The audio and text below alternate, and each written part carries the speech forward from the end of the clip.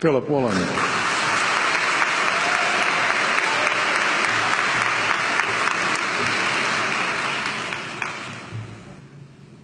King Lear, late at night on the cliffs, asks the blind Earl of Gloucester, "How do you see the world?"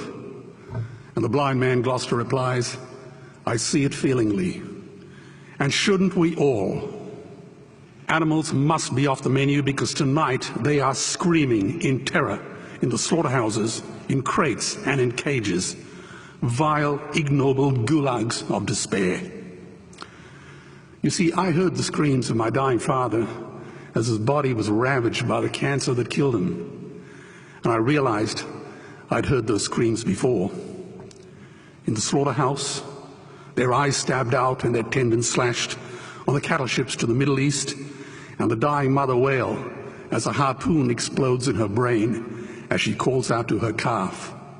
Their cries were the cries of my father. And I discovered that when we suffer as equals.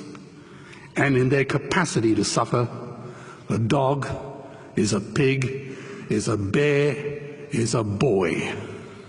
Meat today is the new asbestos, more murderous than tobacco. CO2, methane and nitrous oxide from the livestock industry are killing our oceans with acidic, hypoxic dead zones. 90% of small fish are ground up into pellets to feed to livestock. Vegetarian cows today are the world's largest ocean predators. The oceans are dying in our time. By 2048, all our fisheries will be dead, the lungs and the arteries of the earth. Billions of bouncy little chicks are ground up alive simply because they are male. Only 100 billion people have ever lived. 7 billion people live today. And yet we torture and kill 2 billion sentient living beings every week. 10,000 entire species are wiped out every year because of the actions of one.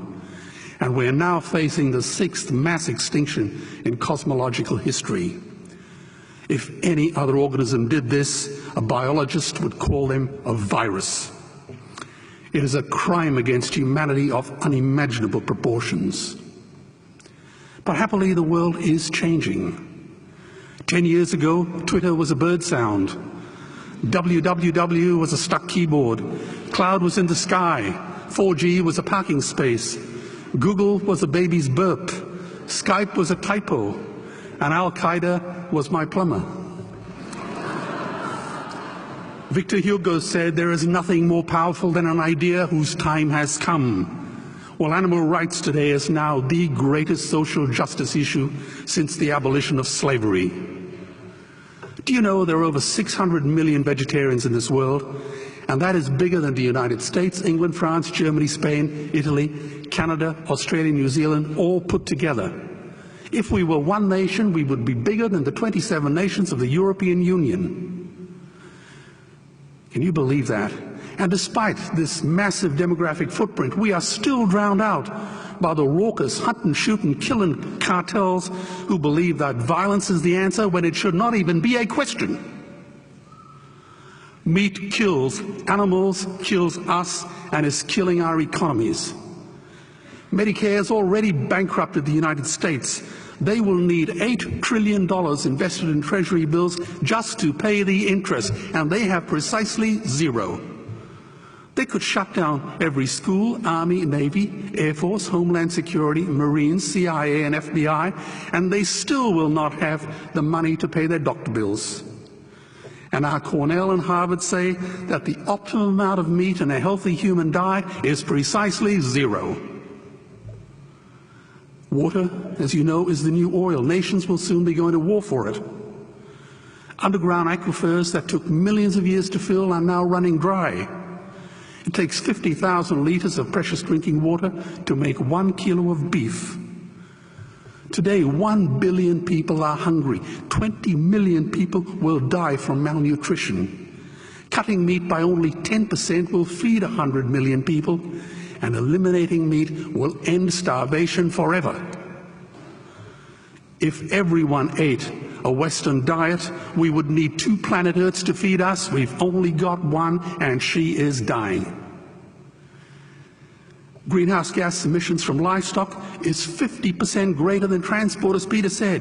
Cars, trains, buses, ships, lorries, the whole lot. And as I travel around the world, I see poor countries who sell their grain to the West while their own children starve in their arms. And the West feeds it to livestock so we can eat a steak? Am I the only one who sees this as a crime? Believe me, every morsel of meat we eat is slapping the tear-stained face of a hungry child.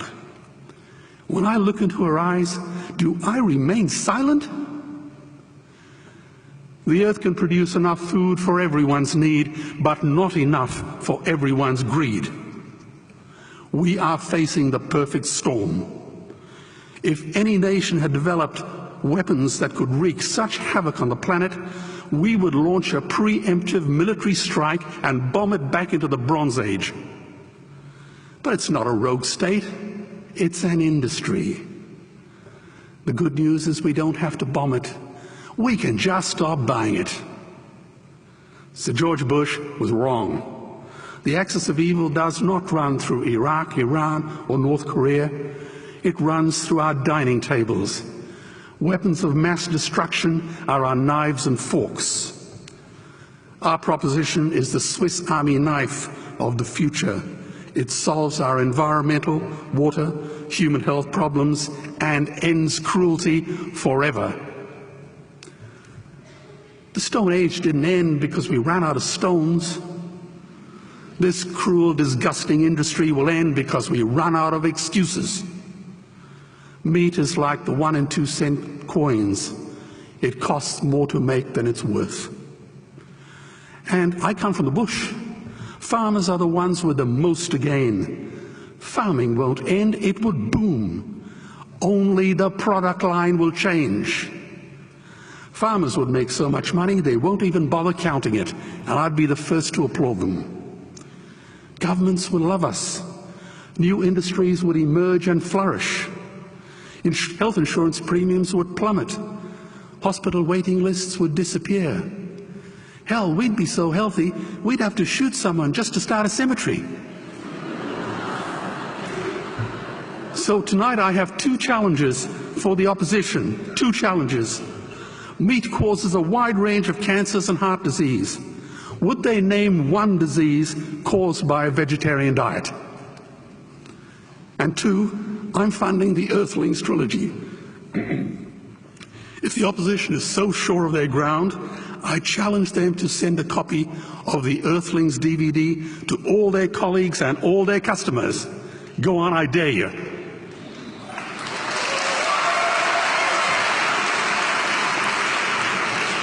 Animals are not just other species, they are other nations, and we murder them at our peril. The peace map is drawn on a menu. Peace is not just the absence of war, it is the presence of justice. Justice must be blind to race, color, religion, or species. If she's not blind, she will be a weapon of terror.